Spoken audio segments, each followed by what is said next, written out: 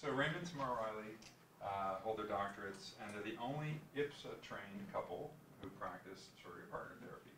So you're going to hear all about how they practice, and I think both individually and together at times. IPSA is the International Professional Surrogate Association, and so the world of surrogate work is very small, but vital work, as you probably already know or will appreciate from this presentation. And so there is a certifying organization that really helps build, sets professional standards in education, and they're part of that group. And so it's great to have them here. They work with clients from all genders, age 18 and up, who have concerns about intimacy, self-acceptance, sexuality, and relationships of any kind. And their work includes a hands-on, holistic approach to addressing anxiety, body image issues, and other common difficulties that hinder sensual expression in their sexuality. Their passion is educating the community and broadening the scope of surrogate partner therapy, because it's such a small niche, to more of a couples-oriented approach. So please welcome Tamar and Raymond Reilly. Thank you. Thank you so much for having us. Of course. Doug, I'm very honored to be here to educate your minds, maybe open them, enlighten them. I'm Tamar. And I'm Raymond. So may I, by a show of hands, ask how many people are actually therapists here? So just about everyone. And how many of you have worked with a surrogate on any level in the past? Two. Wonderful. That's wonderful. Believe it or not, that's better statistics than we normally get out of a group. Surrogacy is not the most popular work out there. There are a lot of issues that arise with the work that become concerning to therapists. And if I may, today's talk is going to be directed mostly towards the therapists and how we as surrogates interact with you on a very practical and pragmatic level, because it's a little confusing. How do you begin to start this work on an ethical level and protect your licensing, and at the same time offer your client the greatest opportunity to change their lives? This work has brought about dramatic transformations for every client that we have worked with. We don't always achieve our goals, but there's always a huge impact on the client's life. Very high success rate with the work that we do. And just to give you a brief rundown on who we are and our backgrounds and what we're about and where we came from. We've been together for 20 years. We're married 20 years. My best friend in the whole world. We've done this work together and trained together, mostly for each other to understand the depth of the work. So that's very important to go through this process together, so we each understand what we're doing and what our roles are and what this is all about. Let's see a little bit about the IPSA organization. I don't know if anybody's heard of IPSA. No? Well, they're the real deal. They're the International Professional Surrogates Association, and they're the ones who certify and train potential surrogates who are interested in doing the work. However, there's very few of us in the U.S. Yeah, there are other bodies, groups that are educating surrogates, but officially certified by IPSA, there are less than 60 surrogates in the United States. And we're hoping to change that. The movement was gaining some momentum during the 70s and died out once concerns about HIV began to become so prevalent in our society that surrogacy as a practice almost completely disappeared. And that's a sad state of affairs, because this is work that is very, very useful for the right client. And let me talk about that, if I may. When we were up at the Institute, some of you may know Dr. Ted. He and I were working on a protocol for giving referrals to people who were coming in with sexual issues. And there were many different directions we could go in. One would be to refer a client to a priest, another to a masseuse, another to an escort.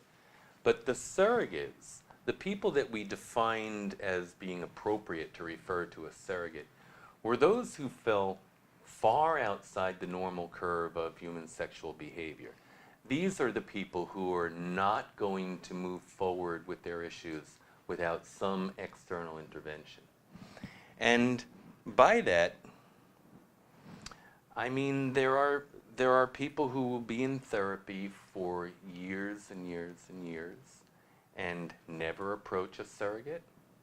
And the converse, there are therapists who want to refer a client 2 or 3 sessions into their relationship with the client.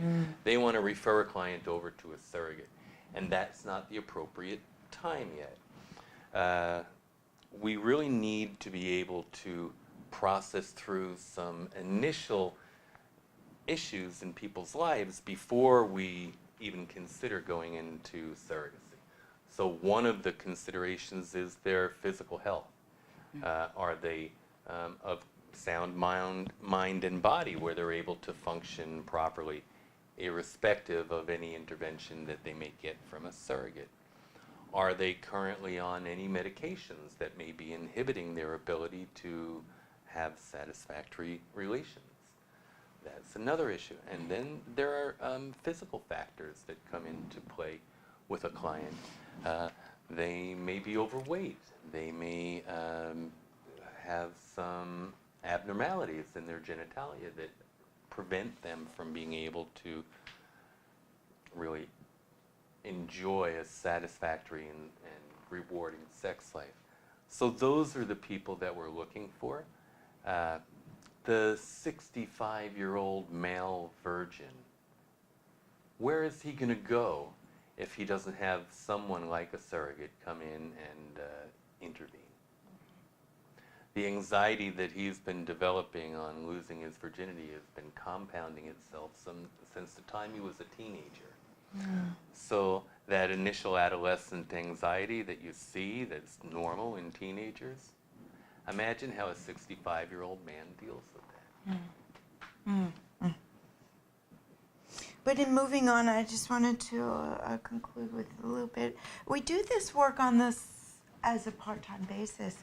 We're erotic filmmakers and educational film creators, so that's our full-time job, and our focus is on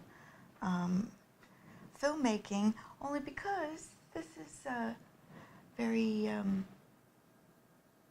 very important work. So we don't do it. We do it very selectively, and it's very yeah. Let's just say it's part-time. Yeah. So moving on. Okay. As a male heterosexual surrogate, we get the least number of referrals from therapists. Yeah. If you Google history of surrogates, history of male surrogates on Google, you'll get a little clip that we created along with Vina, who's the president of IPSA, and several other surrogates, all of us kind of outlining what's going on with the bias that exists within our community. So female surrogates do get referrals, and gay male surrogates do get referrals, but very often there's a stigma attached to the male surrogate that prevents therapists from feeling comfortable with giving that referral. And let's face it, you know, the whole Me Too movement that's developed in Hollywood and developed on a positive sense, really. It's an awareness, I think is going to kind of influence and sway people away from, you know, the trust that's required in order to be able to refer a male surrogate. I wanted to touch a little bit about some of these metaphors that we're using, like rebooting a computer or, a new pair of glasses to see clearer is the metaphor that we use to describe the work that we do, because you may have some misinformation or some miseducation on sex. So we are dealing with, we're doing work that's not talk therapy, but it's experiential therapy. So a lot of people confuse it with, well, is this entertainment? Which it is not. This is educational. This is healing. This is not about sex. It's the least of it, actually. Yeah. So, is everyone familiar with the concept of the Triadic Model? Oh, yeah. I think it's important that we at least take a step back and talk about that. Mm-hmm. Surrogates don't work alone, and we don't do Skype sessions. We are experiential, and we're not really the people who are supposed to do talk therapy with our clients. We leave that up to you guys, the sex therapists. And it's important that our boundaries and our roles are all clearly defined, but in no way can surrogacy ever be practiced appropriately without a therapist involved in the Triadic Model. This serves the client in many ways, one, to function as the initial introduction to the surrogate, but throughout the course of the work that we do together, the therapist is always there to help the client process through any emotional issues that may come up, any feelings of uncomfortability, anything at all. So the therapist works as a safety net for the client as we're processing through this this journey together. And you ask, well, what happens with attachment issues? This is sexual. How does the client deal with that? That's where the therapist is mandatorily required. You have to be there to help the client process through and debrief them as they go through the dissolution of the relationship. Plus, it's nice to also role model how to end a relationship Appropriately. healthy, yeah, because we all have relationships that come and go. And there's a way to do it kindly and gentle. I don't know if you have a moment to read through. It gets pretty technical, but I'm wondering if anybody has any questions with what we've put up on here as the definition, because it's pretty simplified. I have a quick question. So before you see the client, like before each session, do you then talk to the therapist about what you're going to be doing and how the client is processing it? Great question. Right, yes.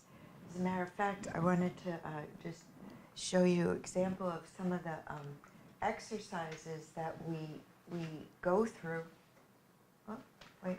Oh, I thought it was, here. So some of these are examples of exercises that we like to have clear, concise, consensual agreement upon.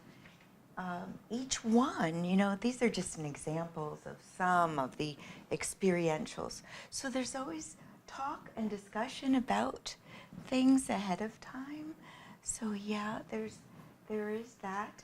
There's also, sometimes we're also offered some guidance where we might think we're going into a very connecting, quiet, peaceful session, and yet we might be advised, well, today we're going to do something a little different, more High energy, like dancing or something.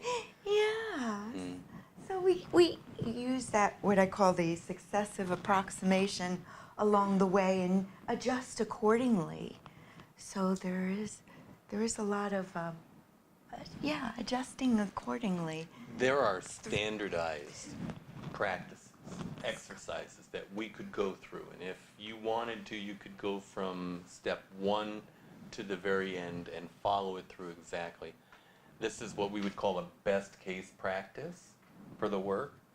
But usually we're able to hone in on the client's particular needs, and we can move past some of this. For example, the 65-year-old man who's still a virgin, he may not need to go through some of the earlier experientials and probably doesn't need to be taught how to go out on a date at this point. But he needs to, move fast forward a little bit to what his specific goals are. And that would be done in complete coordination with the therapist. So the practical side of this is that as a therapist, you have to dedicate a little bit more time than you normally would with a client, because you're not only meeting with the client, but you're meeting with the surrogate on the phone, kind of discussing things. It's an important issue to take into account when you first begin working with a client and a surrogate, because you have to determine whether or not you're going to charge your client for the additional time spent with the surrogate on the phone. And it's a conversation that's come up with us. As surrogates, we don't charge for the phone conversation, but we're also keenly aware of how valuable everyone's time is. So we try to keep our reports condensed and concise and spend maybe 10, 15 minutes on the phone in between clients.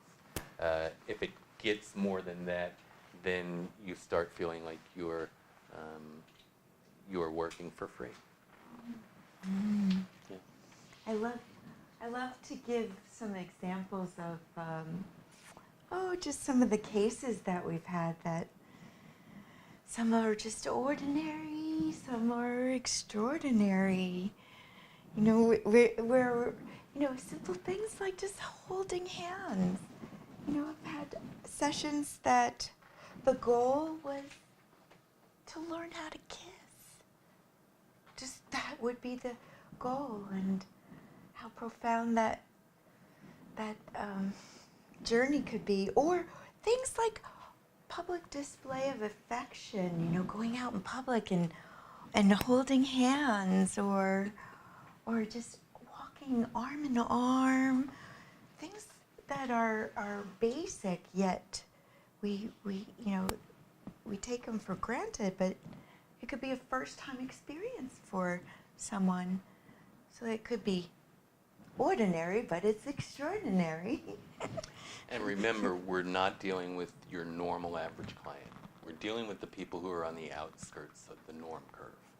So we're working with clients who are touch abhorrent, whose goal is to develop a satisfying and pleasurable sexual relationship. And how do they go about doing that? If you look through the exercises that we gave you, you'll notice that nowhere on that list is it actually listed as sexual intercourse. Yet, I think there's a misperception that much of the work that we do is involving real sex and intercourse on that level. That's the least of it. I have a degree in psych also, and one of my areas of interest was in physiological psychology. The way that a impulse is transmitted from an external part of your body to your mind is all done according to a chemical process. And chemicals react very much in the same way that electrical energy flows. And once electrical energy develops a course of direction as it's flowing from one point to another, it tends to repeat that over and over and over again. And that's what we as human beings do. We react and we react to a stimulus, and then we repeat that reaction throughout our lives, unless there's some really intensive intervention that's going to change the way that we react. So the work we're doing is actually like neuro remapping. We are trying to actually change a stimulus response from a person that has been developing for decades. So talk therapy can only take that client so far. And then you fall short. Where do they go from there? They could go to a nutritionist, they could go to a physical therapist, they could go to a prostitute, or they could come to someone who realizes the issues that they've been experiencing and how to change them. And that's where the dramatic transformation comes in. So Tamar was talking about our clients, and I'd like to just give you a little case study on a person that I had referred to me. So 54-year-old obese, extremely obese female, divorce attorney, an ambiguous, gender ambiguous first name, and this client has never been able to be in a successful sexual relation. She claims to be orgasmic and is satisfied with that, but has had 2 sexual encounters in her 54 years of life on this earth, and none of them were satisfactory, and the partner in the relationship ran away as quickly as possible. So I began to work with this client, and we began to go through many of the exercises you see in the beginning here. Because she was obese, we're dealing with issues of construction and logistics, and how do we move this piece of extremely obese. So how do we lift enough of the stomach up so that we can expose the vagina, and we can simple mechanical things of that sort. And it was an amazing experience working with this woman, because she came in so inhibited and so uptight and so convinced that she was not a sexually attractive being, that she was really getting no enjoyment out of life. So we began to work together, and slowly but surely, we got to the point where we could begin to lose some clothing, and we could begin to experience touch other than just on the hands and forearms. We began to become more intimate with one another. And the more intimate we became, the more she blossomed. So Tamar has a collection of scarves that she got from my mom. She's got this whole wall of scarves. So I brought a couple of scarves in to my session with this client. And I said, so today we're going to do the mirror exercise. And we're going to look at one another in the mirror, and we're going to describe what we see. And we're going to try to be affirmative about our statements. We don't want to say, I see this unattractive, overweight woman. I want you to point out the beauty in what you see. And she took this scarf, and she threw it around her, and we dimmed the lights, and it was a nice hotel room, so we had a beautiful, mirror. And suddenly, she transformed into this beautiful goddess. Like, she really, wow, look at me. And it was a beautiful thing to see. Another day, she came in, and she said, I'm going to bring something for you. She brought ballet slippers. And she's like, I've been taking these dance classes, and I'm going to dance for you. So she put on these little slippers, and she began to dance, and here's this heavy, overweight woman who suddenly is light on her feet and knows how to dance and really is engaging. Now here's where the relationship began to get difficult. As we explored more of the client, we discovered that she had some irregularities in her genitalia. So I wish I could show you the picture because there is one. But where her clitoris normally would reside, there was just a cavern. And our sessions were always kind of done in dim light and subdued environments. So I took the liberty at one point, of course with her permission, to take a photograph of her genitalia so that we could study it closer. And as we moved forward, we discovered that there was scarring on her genitalia. And as we began to, or continued to play with erotic energy and toys, we discovered that this thing that she called an orgasm occurred off of stimulating on the outer fingers of the clitoris, but not directly where you would expect the stimulation to be enjoyable and where the clitoris should be. So when I was working with the client, I saw a very unintense orgasm. Like if I was working with a partner and this was what she called an orgasm, I would feel as if I had not done my job. Yet in her mind, this is an orgasm, and this was good enough for her. So now I'm in the middle of this ethical quandary. Okay, what do I do?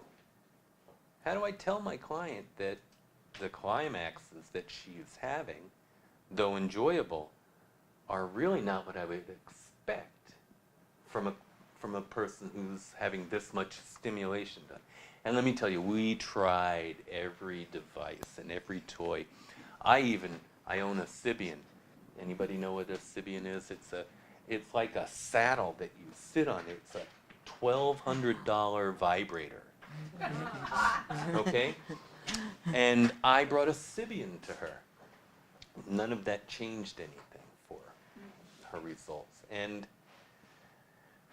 okay, now I've got to open this up properly so that I can reveal what I have learned to my client, yet not destroy her concept of what a satisfactory sex life is. Because really in our goals, our goal is to enhance sexuality, not to change it. So as we begin to talk with more people, there are rumors that perhaps this client was surgically altered at birth. Remember the gender ambiguous first name? That coincides with all of that thinking. So she makes an appointment to go to a gynecologist. And this is a gynecologist down in Southern California who is supposed to be experienced at this type of thing. So she goes to the doctor, the physician, and he looks at her and he says, well, everything seems to be within normal human, everything seems to fall into the range of normal human physical anatomy. And that was all he said to her, never addressed any of the other issues any further, and began to give her her gynecological exam. So there's scars here, right? There is a cavern where you would expect the clitoris. But that was the result that she got from the medical community. So you can see this work is not always like straightforward and simple, and it's not really just about having intercourse with a client. It's preparing that client from the very least intrusive manner, like a hand caress is really where we start off, to be able to accept deep, intense, emotional connection with another human being. And I also wanted to state, we have an office in Sherman Oaks, and we operate out of there and Thousand Oaks as well. However, I personally like to go to the clients' homes, their residence. I find that is most conducive for the work, number one, so that I think sometimes people ask us, oh, it's about logistics, you know, where do you work out of? And I was noticing this, sometimes we might discover a secondary issue, like for instance, the hoarding issue, right? My client was it was a lack of experience client, and we achieved our goals. However, at the end, I had a session at his home, so then I realized, oh, we have more work to do. You know, so I realized it's not only about the body, there's outer circumference that we look at as well. So it's a lot of exercises that we do beyond just being in the present moment and focusing on breath and touch and smell. Because it's one of the things you can control and manipulate is your environment. You know, we can put on music and totally change our mood in a moment, or just fragrance, you know. So things like that, simple tips and tricks. And It is very sensual work that we do. So when we are with a client and we're working with them in the environment, we're manipulating all of the senses. So we bring in some music, hopefully something that doesn't elicit any negative emotions from the client. We throw some of Tamar's scarves over the lights so that it brings on, you know, a more romantic atmosphere. But the one, you know, we always focus on 5 senses, but there's really 6 that we need to work with clients in surrogacy, and that is their state of mind or their consciousness. So from the very moment that you enter into a session with a client, everything that you do, wear, touch, and smell is going to influence your client's reaction to you. So it's a very conscious experience for us. And it could take a process of about 4 months to go through all the exercises. If you're talking meeting 1 week at a time. So that is a commitment to on all 3 parts. You know, The practical side of it is that there's 2 ways of dealing with a surrogate and a client. One is you can do it over an extended period of time, and we meet for probably 2 to 3 hours a week over a course of several weeks or months. And there's also the And intensive. there is what we call an intensive, and that's kind of a, it's been developed because there are so few surrogates in the country that very often clients need to fly into California, for example, and spend a week with a surrogate. But it's intense. Yeah. But it can be done. And even during the intensive, there is constant communication between the client and their therapist. I just want to mention that we have some time left, so there's no rush. But if anyone has any questions as we're going along, please just feel free to throw it out there. Please. So I'm really curious with this client you were talking about, like after she went to this gynecologist and got these results, what was the next step for you? I mean, that must have put you in a real... It did. I never mentioned anything about my judgment of her orgasm. That was for me to work with. And I didn't feel that the client needed to have her experience diminished in any level.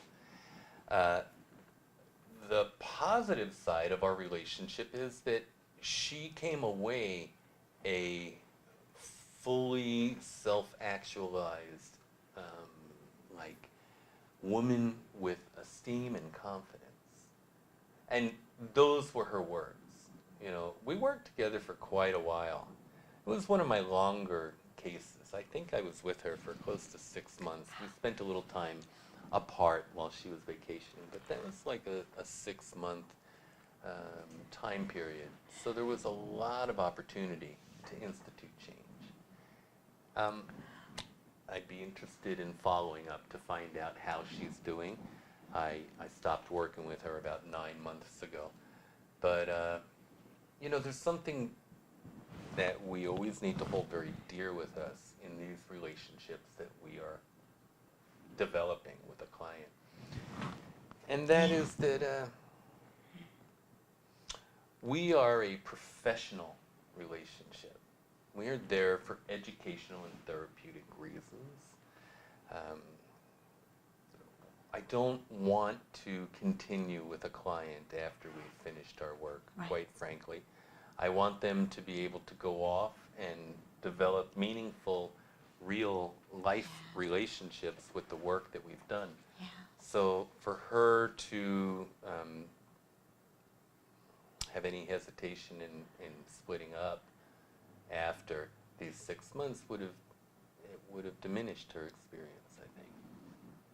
So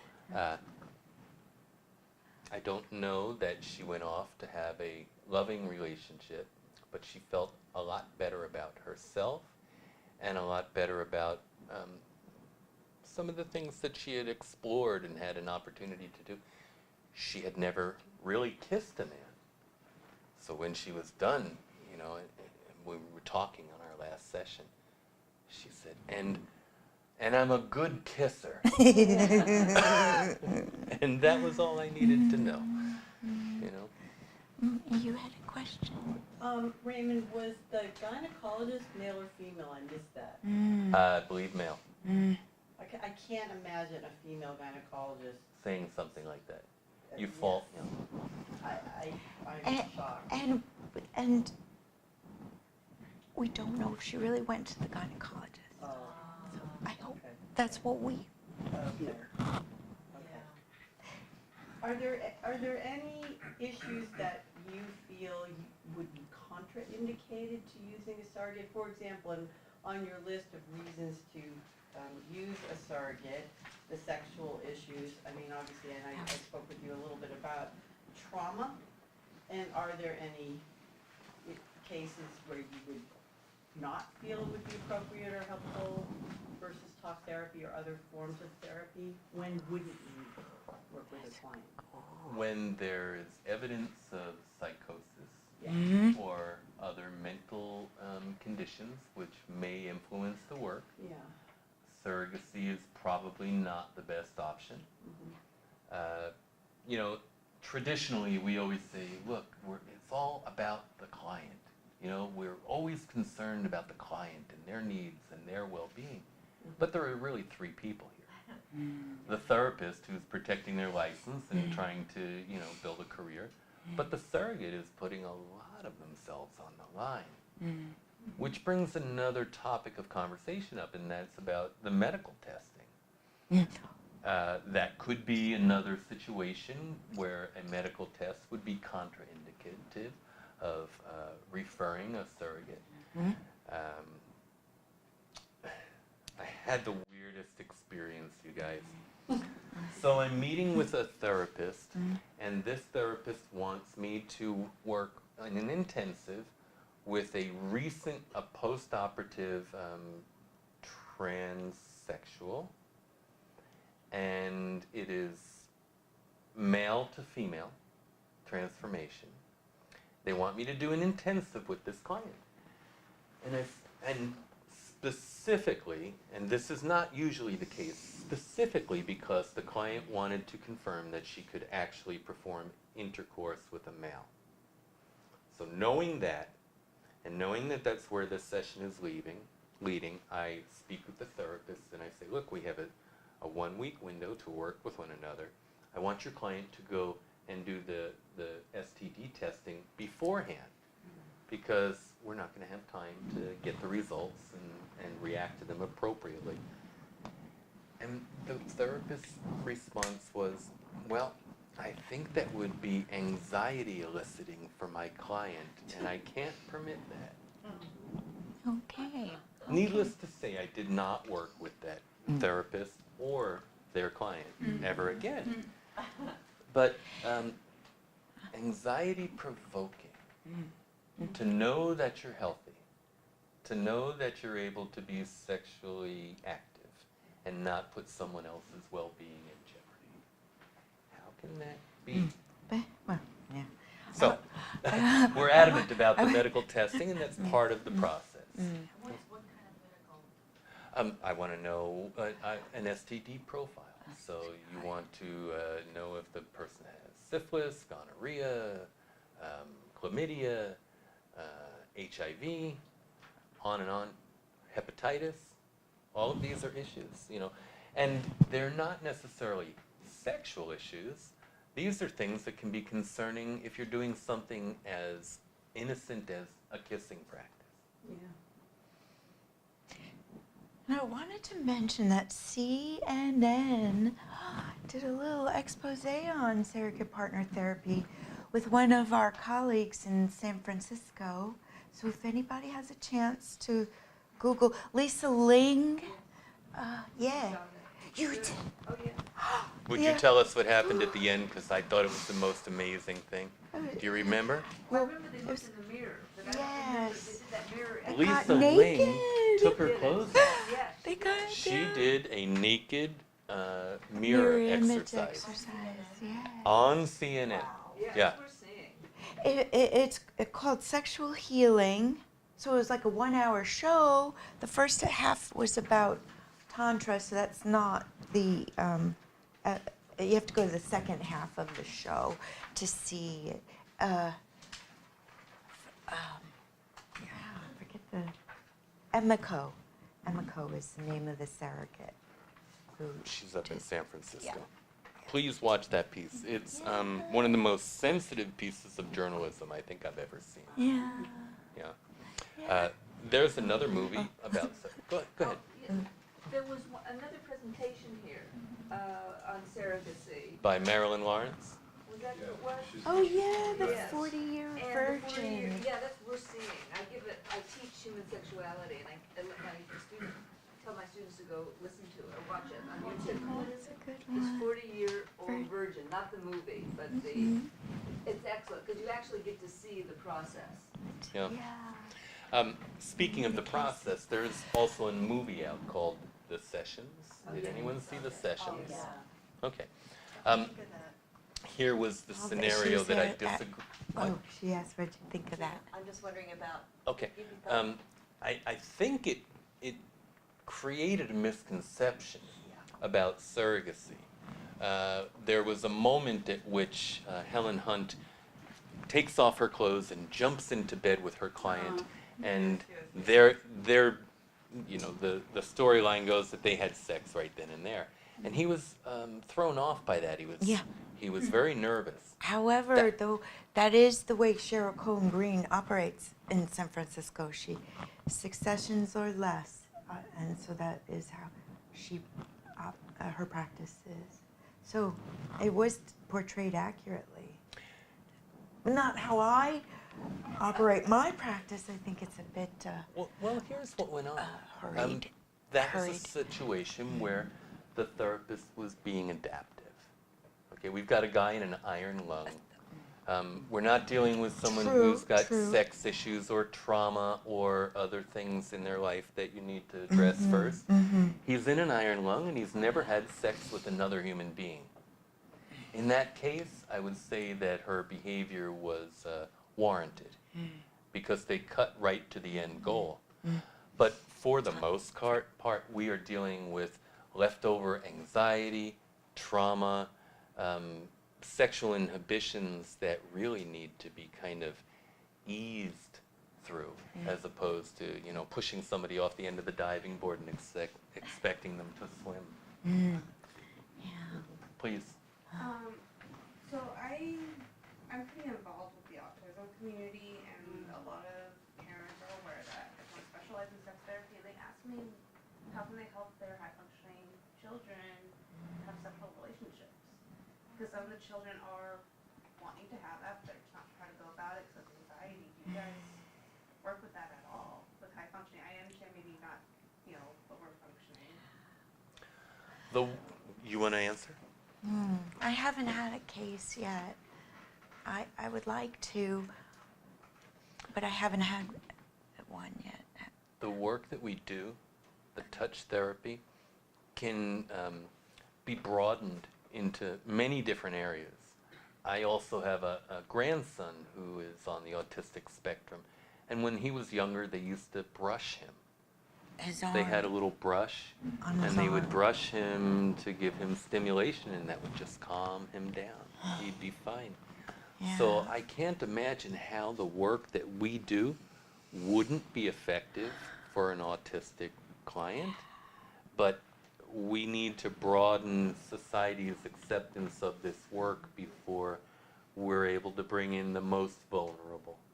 And I feel like there's also a lot of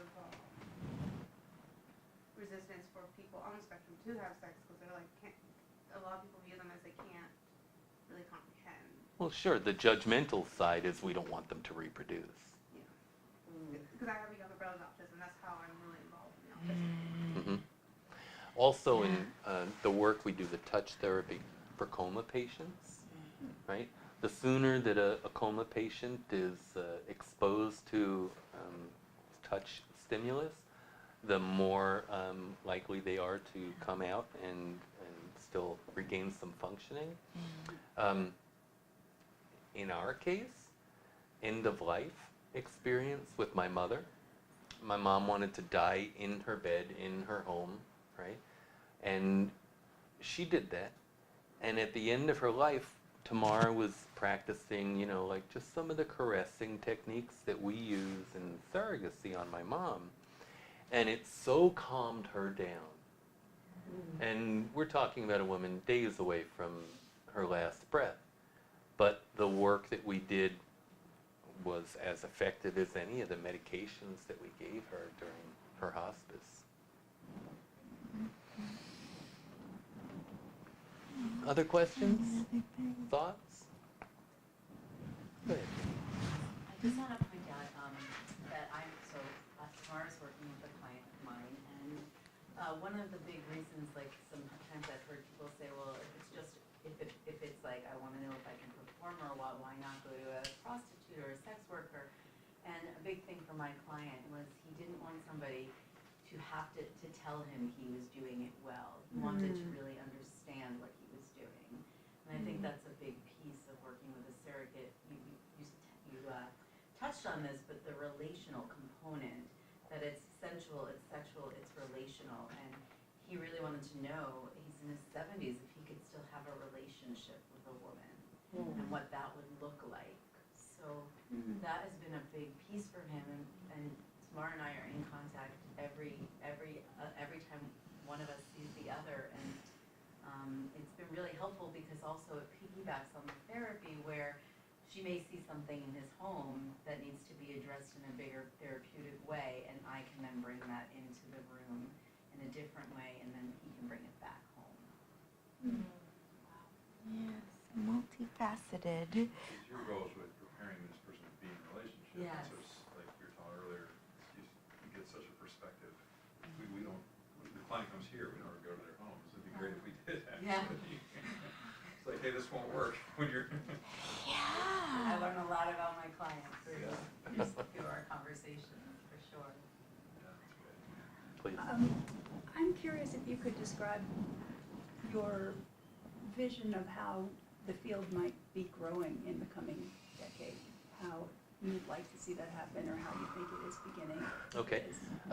Legislatively, you know, California has sort of made a decision that surrogacy is okay, but there are so many people that use the cloak of surrogacy to do other work, right? So we still have a lot of work to do in terms of defining across the country, not just in California, but across the country, that this is beneficial and useful work and not just a replacement for prostitution.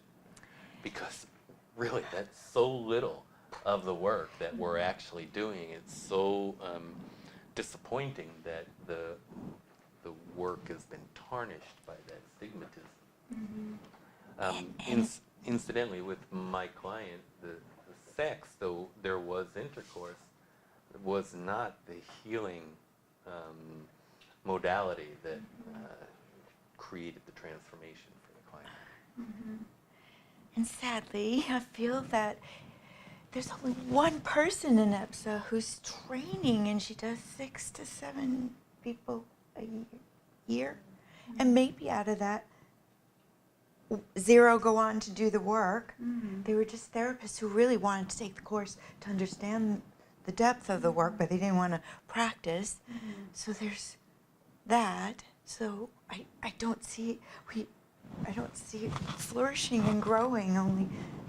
I was curious in a way because I've seen the trainings in sexological body work beginning to grow, and that has a kind of undefined but sort of allowable It's the niche under next the best. California law. Mm. I wondered if people might come through that door, and then some who were clinically inclined might say they wanted.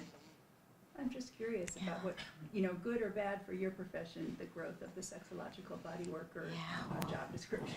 Yeah, I'm embracing them, loving it. It's because it's the next best thing to surrogate partner therapy or the So that would be how you see that. Yes, we have so many people who want to do this work, but it is, it's took me at least 3 years of training with IPSA and going through their internship, because they don't just certify anybody, by the way. So I have so many people who want to, I wish I can, that I think can do this work, because it's God's work and they'd be good at it, but I can't train them all. I wish I could, though. So, yeah, there's a lot of, because we want to do work, like I'm working with this couple from, we want to work together as a couple also, because what we're doing is separate work. So that's It's another. unusual. There are no other couples out in the world out there right now that we know of that are doing this work. Yeah, And it's it can great. have a positive impact on a particular scenario. The one that Tamar is referring to is a couple from Beverly Hills. They're in their late 50s, and the woman was very jealous. And the whole concept of going to a surrogate for her partner just brought conflicting emotions, until they actually came over together as a couple and got to meet with Tamar and develop a level of trust and understand that she has a partner as well, and that this is really professional work that's going on. It's not developing a romantic interest on the side. It's hard work. So I don't think they would have been able to process through had it not been for the fact that Tamar had a partner in her life.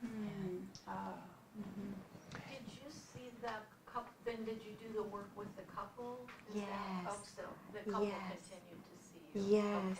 I wanted to bring Raymond into the mix, but we kept it just the 3 of us, because I thought we could really do some groundbreaking work as a demonstrator.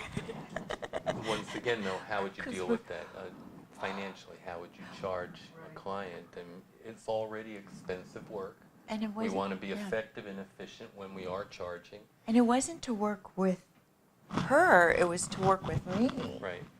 As role models, not as, yeah. Well, I think we all know that one of the most effective ways of educating other people is through role modeling. And we have a good relationship. We really do love each other, and we're around each other all the time. So you would think like, oh God, at some point you must get sick of each other. We were both married twice before we met one another, and we know all the pitfalls in marriage and all the benefits as well. So And plus he understands the depth of the work, so when I go off to work, he's like, have a nice kissing session today, Do you have everything you need for your session? brush your teeth, honey. Yeah, it's just We have a question over here. unusual. Please. Do people ever come to you without a therapist? Where they approach you and then maybe you refer them to a therapist, or has that ever happened? Where they come to you just without being referred by a therapist. Oh, yes, that happens a lot. So, yeah, that's why it takes a long time before they actually do finally wind up working with a surrogate, because there's so much self-improvement work they have to do first, perhaps even learning how to meditate, learning how to breathe first, and so there's, I think the simple answer is, though, yes, people approach us, but they're not looking for surrogacy. Surrogacy is defined by the Triadic Model. Right. It's not complementing That's why I was wondering if you referred them to a therapist. it. We would either refer them to a therapist or there are some that you just can't follow up on. They're, Can you describe the training? oh, God. I'm not trying to sign Okay. up or anything. Yeah. I just 2 weeks of boot camp. 16 hours a day. Like, we are literally put through the ringer emotionally, physically, and sexually. a lot of journaling, a lot of writing. A lot of work. Yeah. And then it continues afterwards, because you go for the initial training period, and that's one thing. But then you've got to continue to work underneath a supervisor.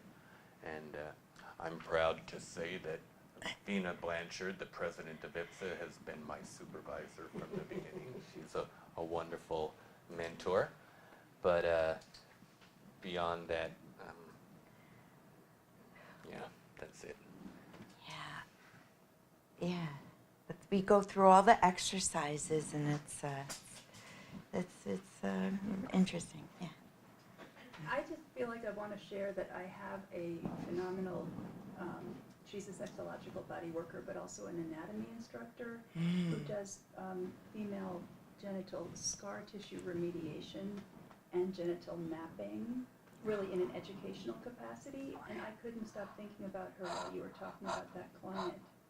You'll exchange some I would information, love to tell you about and I'll get that done. It is just, That's Ellen Heath. yeah. Yeah. She spoke here maybe a year and a half ago. She's also, so our YouTube channel is full of presenters like her. What's her name? Ellen Heath. Can you explain that a little bit, what she does?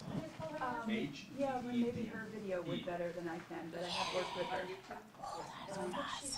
She's on your side, right? Ellen's. Well, her video from here, when she gave it.